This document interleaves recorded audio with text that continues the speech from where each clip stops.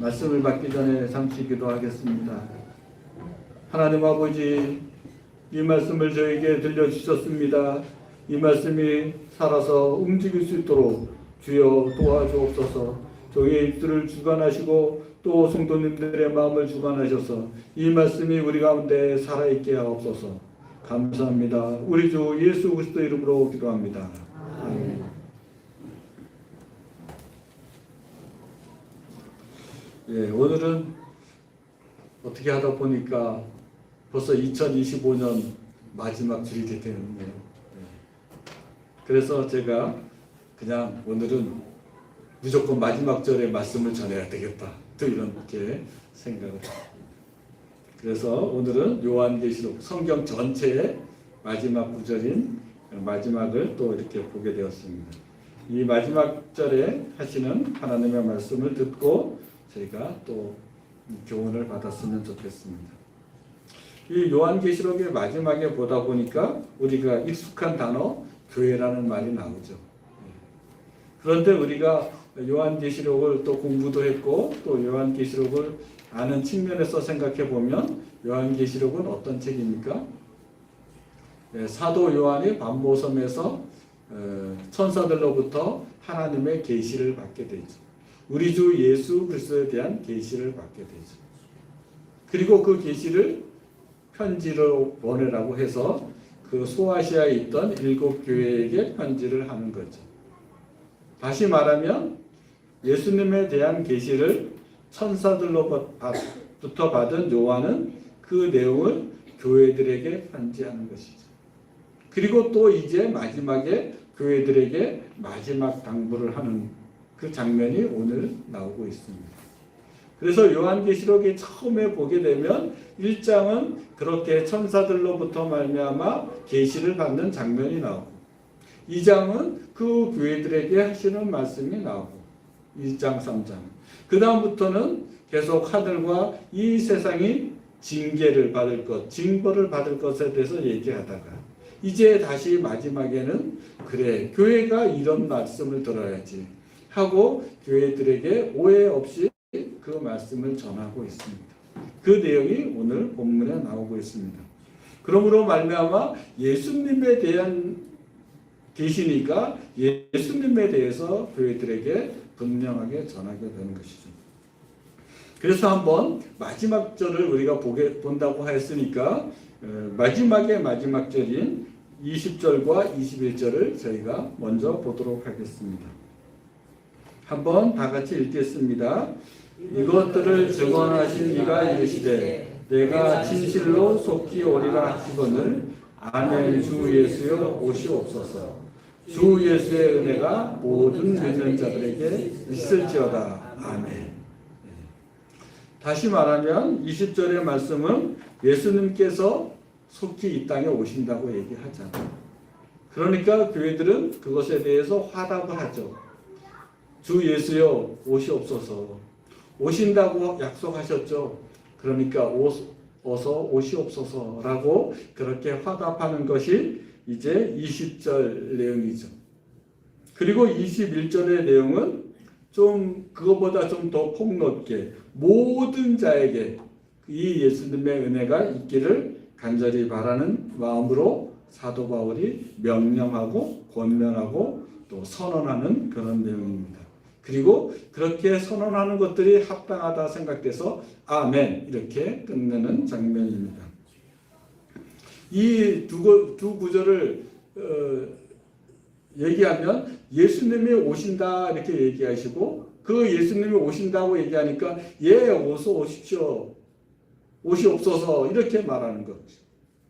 그리고 한편으로는 그렇지 예수님이 오시면 이 세상이 어떻게 될 것을 알지 하고 그래 예수님의 은혜가 모든 사람들에게 있었으면 좋겠다 하고 아멘 하는 장면이라고 했습니다.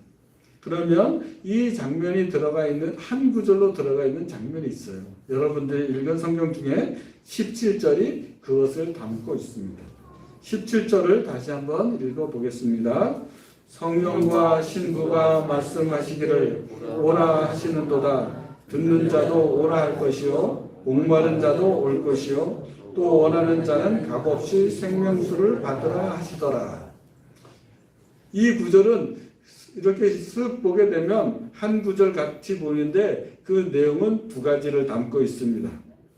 7절과 11절에 이렇게 보게 되면 예수님께서 속히 오신다고 얘기하잖아요. 그리고 20절에도 속히 오신다고 얘기하잖아요. 계속해서 예수님은 자기 자신이 올라가셨지만 그리고 제자들이 기다리고 기다려서 안 오는 것 같지만 예수님은 속히 온다고 자꾸 얘기를 해주시잖아요.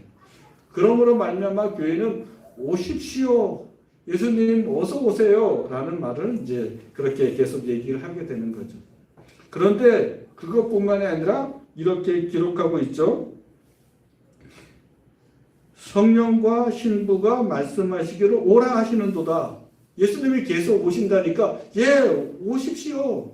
그렇게 얘기를 하게 되는 거죠.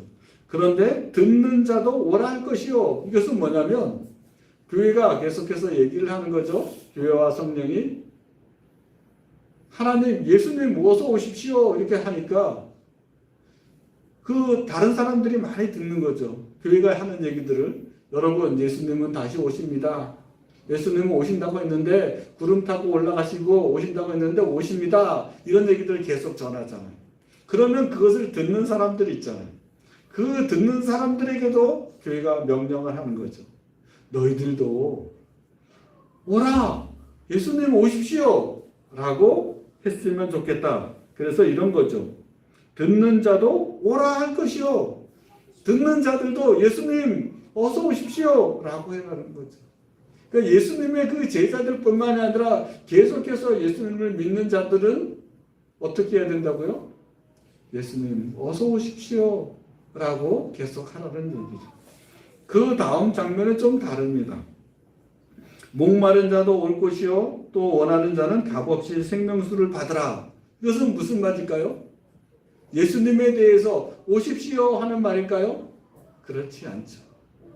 성령과 교회는 한편으로는 예수님에 대해서 오십시오, 어서 오십시오 이렇게 하고 하지만 그리고 사람들에 대해서도 야 너희들도 예수님 오십시오 라고 말해라 라고 하지만 그러나 한편으로 교회는 성령은 세상에 대해서 뭐라고 말할까요?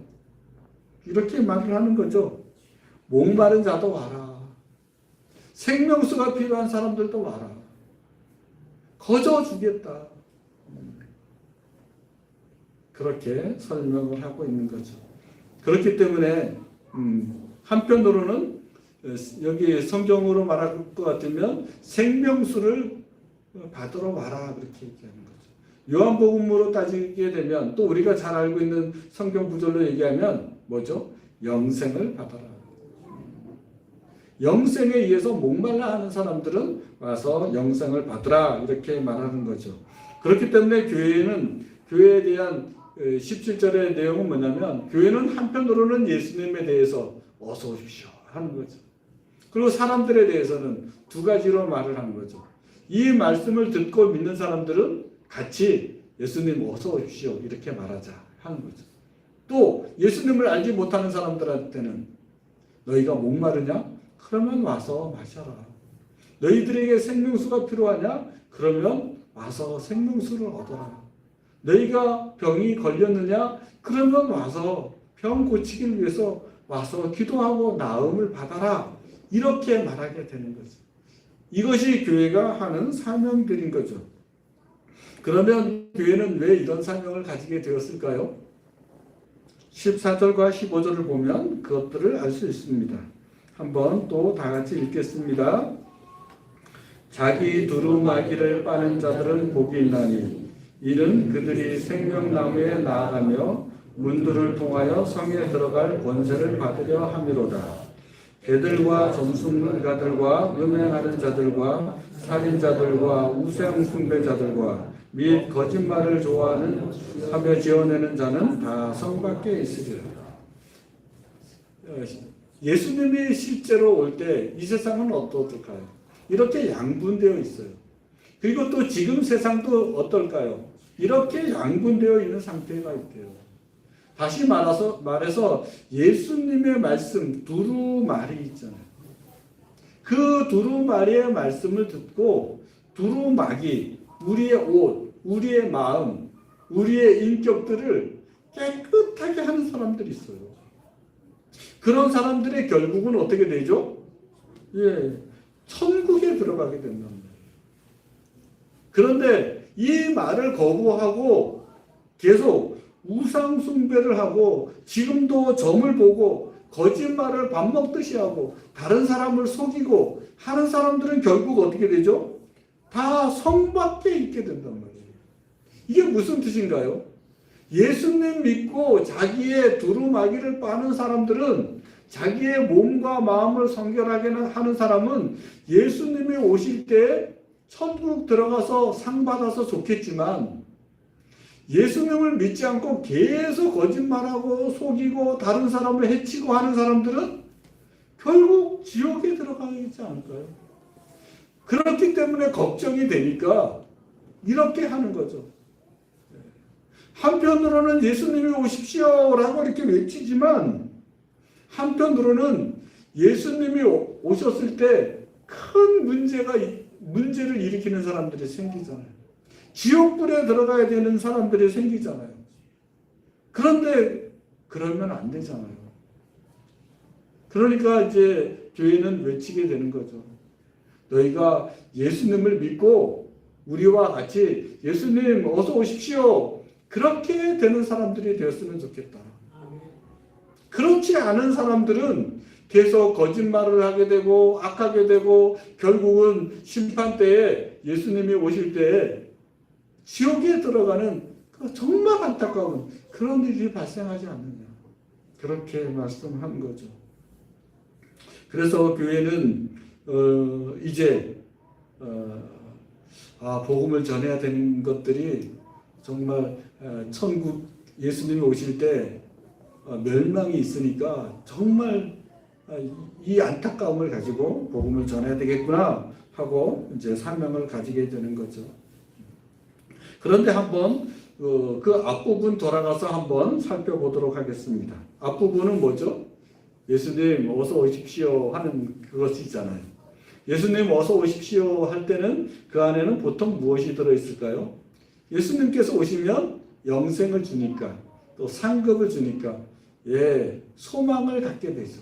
예수님이 오시면 우리가 구원을 받게 됩니다 라는 소망과 또 상급에 대한 또 확신과 또 이런 것들이 그 안에 이제 숨어 있는 것이죠. 그런데 한번 생각해 보십시오. 그것만 숨어 있을까요? 예수님 어서 오십시오 라는 곳에는 소망만 들어 있을까요? 제가 생각해 볼 때 그 안에는 절망과 현실에 대한 괴로움과 안타까움과 때로는 분노와 때로는 좌절과 이런 것들이 있어서 이런 외침이 있는 줄로 압니다. 제가 이런 기쁜 절망 또는 큰 소망 중에 소망이 있음에도 불구하고 이렇게 어서 오십시오 또는 내가 빨리 천국에 가고 싶다 하는 그런 것들을 어떻게 하면 이해하기 쉬울까 해서 저희 부모님을 예로 들기로 했습니다. 저희 부모님 연세는 90인데 가끔 설교하다가 말씀을 드린 적도 있는데, 장원순 집사님도 이제 90이 넘으셔서 또 이제 같은 경험을 하셨는데, 그렇기 때문에 제가 장원순 집사님과 만나서 교제할 때마다 우리 돌아가신 아버지와 어머니가 계속 이렇게 생각이 납니다. 그래서 늘 부모님처럼 그런 마치 고향처럼 그렇게 만날 때마다 그런 행복을 누리고 있습니다. 한번 그 시대에 산 사람들을 한번 생각해 보면, 제가 이제 부모님한테서 계속 들은 얘기죠. 처음에 한국에서 이제 학교를 다니는 거죠. 뭐 저희 부모님이 산 곳은 아예진이니까 아예진에서 학교를 다니는 거죠. 그런데 이제 그 일제치하에 있으니까 일본 학교가 돼버린 거죠. 근데 처음에는 그냥 한국말을 그냥 사용할 수 있었대요, 우리말을. 그런데 이제 점점 시간이 지나갈수록 이제 우리말을 쓰지 못하게 한 거죠. 일본에 동화시키려고. 그래서 일본말을 하지 않으면 이제 벌을 받는 거죠. 매를 맞기도 하고. 그러다가 이제 45년이 돼서 해방이 됐어요. 그런데 제가 살고 있었던 곳, 또 우리 부모님의 고향은 아야진이잖아요. 거기는 양양이 38선이잖아요. 그러니까 38 이북에 살다 보니까 북한 통치를 받는 거예요. 근데 그 북한에는 또 러시아 사람들이 왔던가 봐요. 그러니까 러시아 사람들한테 러시아어를 배웠대요. 5년간을. 그러다가 전쟁이 1950년도에 났잖아요. 그러다 보니까 이제 뭐 나이 많은 사람들은 인민군대에 군인으로 가서 계속 전쟁을 하고 있는 것이고, 뭐 그 비극을 우리는 다 알죠. 그래서 저희 어머니의 대다수의 형제들은 다 북한에 있는 거죠. 지금도 그렇게 하고 있어요. 그래서 돌아가시기 전까지 그 사람들을 만나볼 수 있을까? 또 쉽지 않은 일들이죠.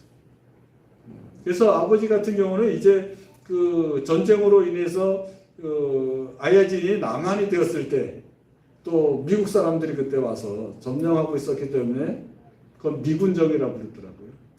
그리고 북한에서 살 때는 인공 이렇게 얘기하더라고요. 인공은 인민민주주의 공화국.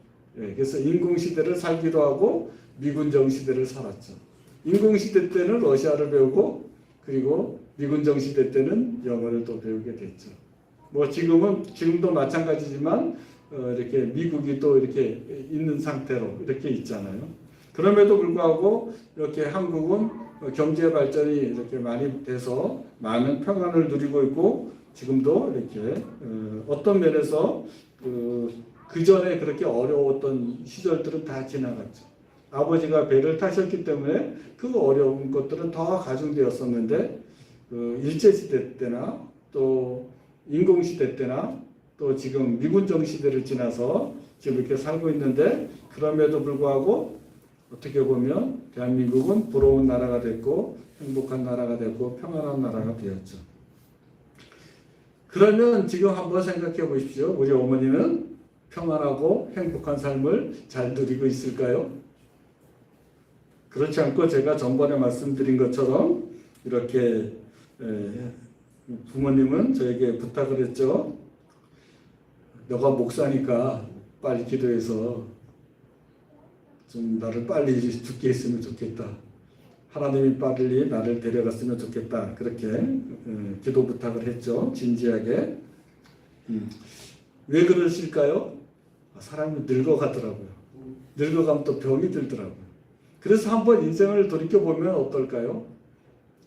어떤 시대를 만나든 일제를 만나든 그리고 북한을 만나든 그런 또 그것들이 다 지나간다 할지라도 우리가 인생이 하는 것들은 결국 만들어내는 것들은 다 괴로움이 많잖아요.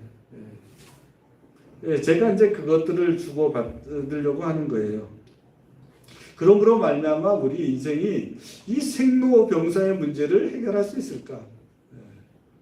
늙어가는 문제, 병드는 문제, 그리고 사망의 문제 이거를 해결할 수 있을까?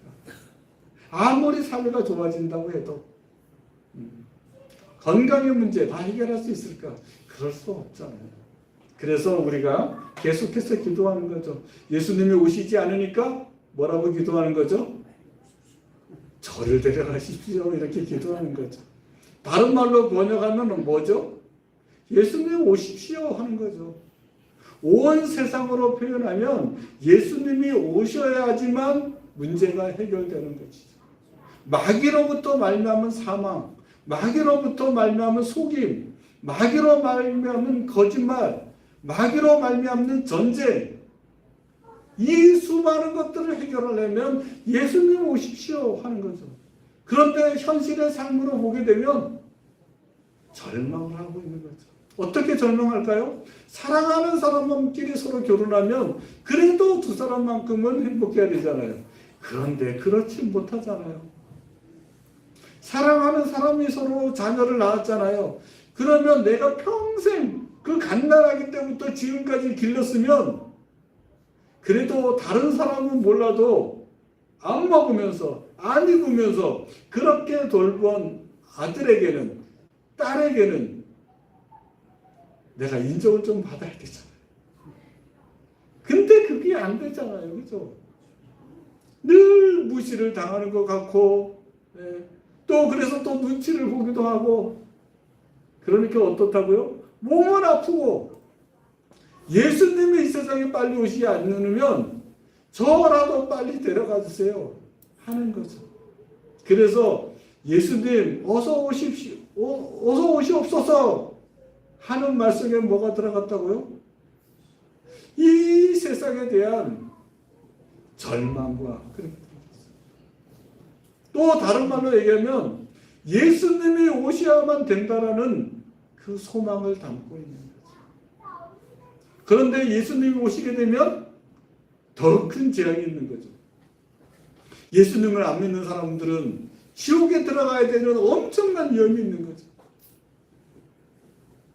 우리는 구원받는다 할지라도, 심지어 우리 가족은 구원받지 못하는 그런 일들이 있게 되는 거죠. 그래서 교회는 어떻게 하는 거죠? 이 중간에 끼어 있는 거죠. 예수님 어서 오시면 좋죠. 구원받아서. 그러나 다른 사람들을 생각하면 그들이 지옥 가는 모습을 볼 수가 없는 거죠. 그래서 교회는 그렇게 얘기하는 거죠. 정말 이 인생에서 괴로운 사람들, 슬픈 사람들은 교회에 와라.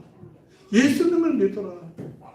그리하면 인생의 그 많은 것들을 절망 속에서 있지 않고, 그래도 소망을 갖고 살고, 그래도 천국을 바라보고 살고, 그래도 죽으면 천국에 가게 되고, 예수님이 오시면 천국을 보장받지 않느냐, 그렇게 하는 거죠. 그러므로 말미암아 예수 믿었으면 좋겠다, 그렇게 전하게 되는 거죠. 그 말이 아멘 주 예수여 오시옵소서라는 말 속에 이제 들어가 있는 거죠. 그러면 여러분, 그런 이렇게 한편으로는 천국의 소망이 있지만, 그럼에도 불구하고 현실에서는 이런 절망 가운데, 또 이런 아픔 가운데, 또 늙어감 가운데 있는 우리들은 어떤 삶을 추구하면서 사는 것들이 좋을까요? 로마서 12장 9절에서 8절은 이렇게 제시하고 있습니다. 좀 긴데요. 우리가 한 절 한 절 천천히 읽으면서 마음에 한번 이렇게 새겼으면 좋겠습니다. 다 같이 한 절 한 절 천천히 읽겠습니다. 사랑에는 거짓이 없나니 악을 미워하고 선에 속하라. 형제를 사랑하며 서로 우애하고 존경하기를 서로 먼저 하며 부지런하여 게으르지 말고 열심을 품고 주를 섬기라. 여기가 다 안 나오는군요. 그러면 제가 읽어드리겠습니다. 성도들의 쓸 것을 공급하며 손 대접하기를 힘쓰라. 너희를 박해하는 자를 축복하라. 축복하고 저주하지 말라. 즐거워하는 자들과 함께 즐거워하고 우는 자들과 함께 울라. 서로 마음을 같이하며 높은 데 마음을 두지 말고 도리어 낮은 데 처하며 스스로 지혜 있는 채 하지 말라. 아무에게도 악을 악으로 갚지 말고 모든 사람 앞에서 선한 일을 도모하라. 할 수 있거든 너희로서는 모든 사람과 더불어 화목하라. 한 말씀 한 말씀 마음에 새겨지잖아요. 그죠? 그런데 이 말씀을 다 실천하기가 쉽지는 않잖아요. 그래서 어떨 때는 이 말씀을 율법으로 받아들이게 됩니다. 이 말씀 또 교회에 와서 있는데 이걸 또 실천하라고 한다고. 또 실천하지 못하면 책망을 받을 것도 같고, 이제 그런 생각들을 하게 됩니다. 그런데 성경은 이 말씀을, 이런 말씀을 다 실천할 수 있대요. 너무 놀랍지 않습니까? 로마서 8장 3절에서 4절은 이 말씀을 우리가 다 실천할 수 있다고 기록하고 있습니다. 다 같이 또 읽어보겠습니다. 율법이 육신으로 말미암아 연약할 수 없는 그것을 하나님은 하시나니 곧 죄로 말미암아 자기 아들을 죄 있는 육신의 모양으로 보내어 육신의 죄를 정하사 육신을 따르지 않고 그 영을 따라 행하는 우리에게 율법의 요구가 이루어지게 하려 하십니다. 사람은 할 수 없어요. 그런데 하나님은 할 수 있대요. 그것을 어떻게 가능하게 했냐면 예수 그리스도를 우리 대신 십자가에 못 박아 죽이심으로, 그리고 그로 말미암아 성령을 받은 사람들은 이제 성령을 따라서 살게 되면 그 일들을 하게 된대요. 율법이 요구하는 것들을 다 실천하게 되는 거예요. 그래서 아까 로마서 12장 앞에 나와 있는 거 다 할 수 있대요. 그러면 정말 여러분들이 생각할 때 다 할 수 있습니까? 그거 한번 생각해 보시라고요. 그런데 한번 우리가 성경을 생각해 보면 사도 바울을 비롯해서 사도들은 다 실천했습니까? 실천한 것 같잖아요.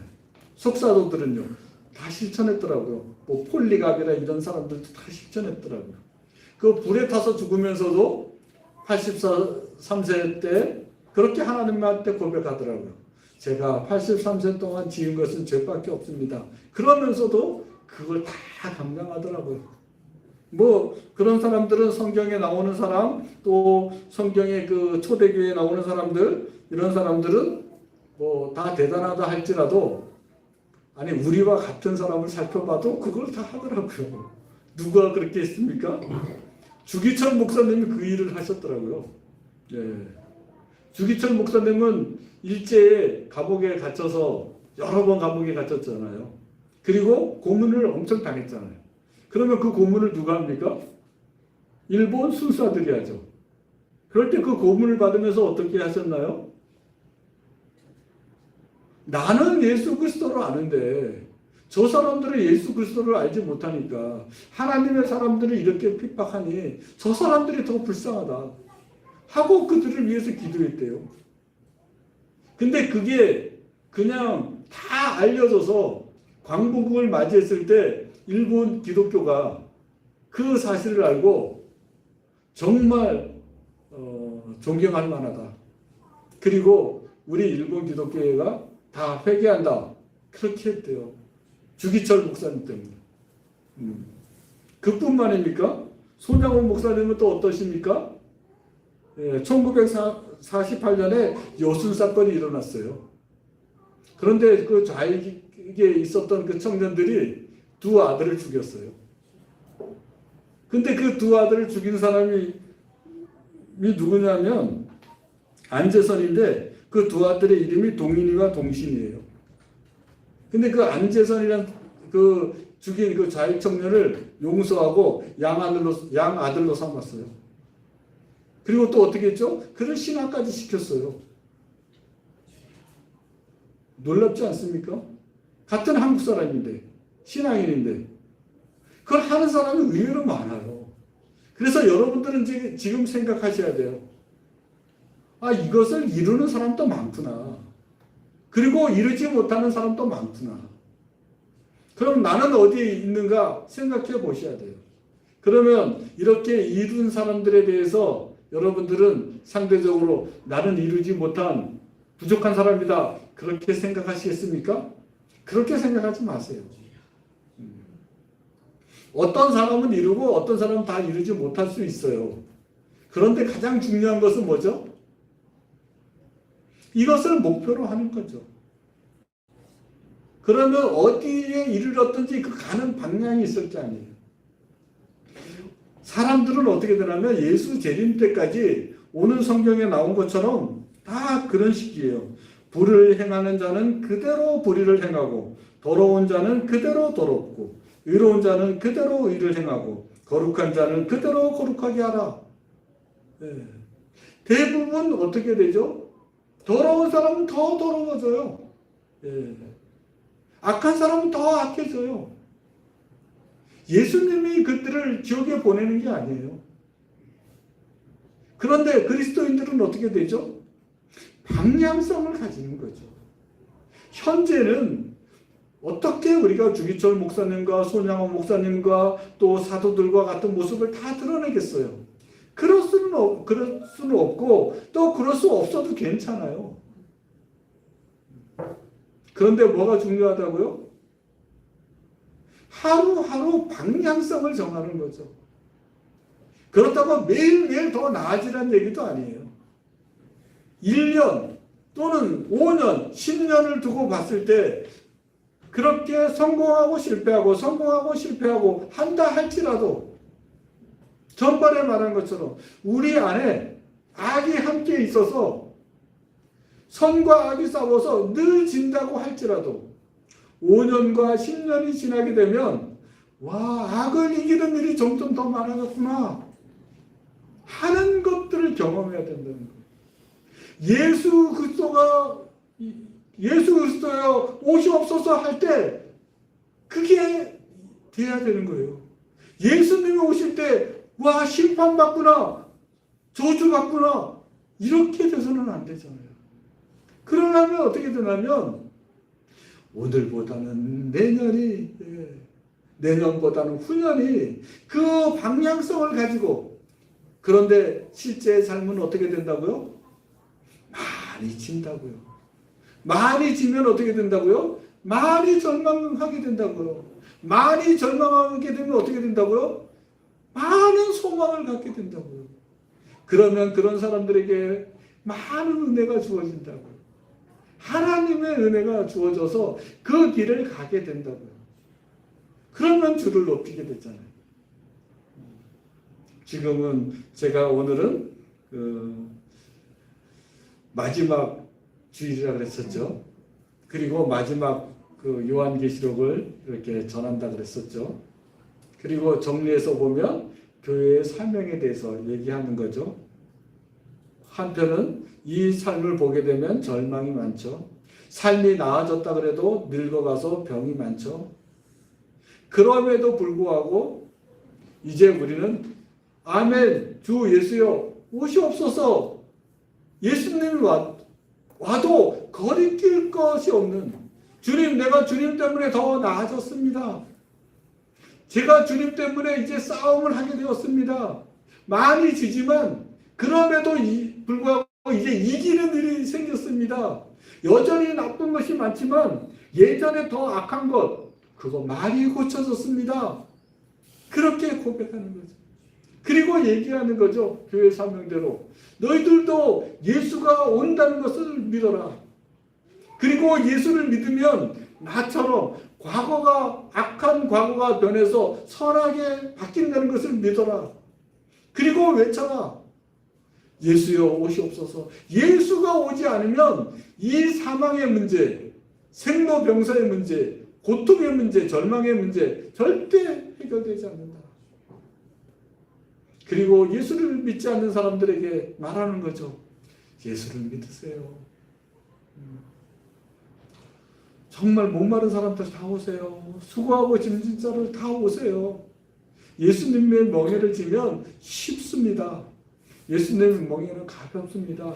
한번 교회를 다녀보세요. 그리고 우리 자신들이 바뀝니다. 그 절망 가운데 자살하는 것이 아니라 절망 가운데 더 절망하는 것이 아니라 소망을 품게 됩니다. 그리고 어제보다는 오늘이 나은 그 삶을 살게 됩니다. 그러므로 여러분 이제 마지막이잖아요. 그러니까 어떻게 해야 되죠? 1년 동안 있었던 일 중에서 좀 잘못했던 것 이것을 어떻게 할까요? 세상 사람들한테 좀 배워야 돼요. 망년을 하세요. 망년. 다 잊어버리세요. 예. 실수한 거 잘못한 거 다 잊어버리세요. 그런 걸 다 잊어버려야지 새 걸음 가는데 편해요. 근데 과거에 잘못한 것을 기억하면 어떻게 되죠? 나 이거 하다가 또 전부처럼 잘못하면 어떻게 할까? 이렇게 된다고요. 그리고 뭐 하다가 실수하면 나 작년에도 안 됐는데 올해도 또 안 될 것 같아. 이런다고요. 그러니까 어떻게 하라고요? 싹 다 잊어버리세요. 그리고 다시 하세요. 그리고 실패하면 마치 한 번도 실패하지 않은 사람처럼 또 도전하시고 그렇게 하세요. 새해를 맞이하기 전 이제 며칠 안 남았잖아요. 우리 송구영신 예배 그때 드릴 때까지 없앨 걸 그냥 이렇게 노트하세요. 그리고 그냥 막 X하세요. 찢어버리세요. 그거로 안 되는 사람들은 어떻게 할까요? 아예 불태워버리세요. 네. 그리고 이제 그 세례가 돼서 생각나면 어떻게 되죠?